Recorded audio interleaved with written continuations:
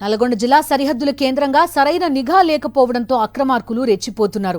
విచ్చలవిడిగా ఏపీ నుండి దొంగదారులో తెలంగాణలోకి ఇసుక, పీడీఎస్ బియ్యం, గంజాయి, గుట్కా అక్రమంగా రవాణా చేస్తూ ఇల్లీగల్ దందాలు నడుపుతున్నారు. నల్గొండ, సూర్యాపేట జిల్లాల మీదుగా ఈ అక్రమ వ్యాపారాలు సాగిస్తున్నారు. కోదాడ, అనంతగిరి, మేళ్లచెరువు, చింతలపాలెం, వాడపల్లి, అడవిదేవులపల్లి, నాగార్జున సాగర్ నుంచి యథేచ్ఛగా వందలాదిగా ఆవులను కబేళాలకు తరలిస్తున్నారు.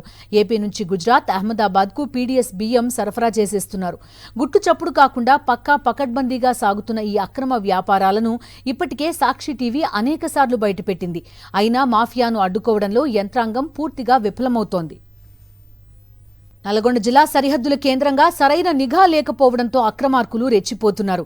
విచ్చలవిడిగా ఏపీ నుండి దొంగదారులో తెలంగాణలోకి ఇసుక, పీడీఎస్ బియ్యం, గంజాయి, గుట్కా అక్రమంగా రవాణా చేస్తూ ఇల్లీగల్ దందాలు నడుపుతున్నారు. నల్గొండ, సూర్యాపేట జిల్లాల మీదుగా ఈ అక్రమ వ్యాపారాలు సాగిస్తున్నారు.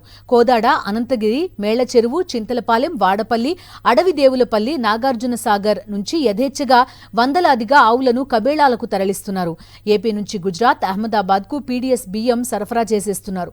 గుట్టు చప్పుడు కాకుండా పకడ్బందీగా సాగుతున్న ఈ అక్రమ వ్యాపారాలను ఇప్పటికే సాక్షి టీవీ అనేకసార్లు బయటపెట్టింది. అయినా మాఫియాను అడ్డుకోవడంలో యంత్రాంగం పూర్తిగా విఫలమవుతోంది.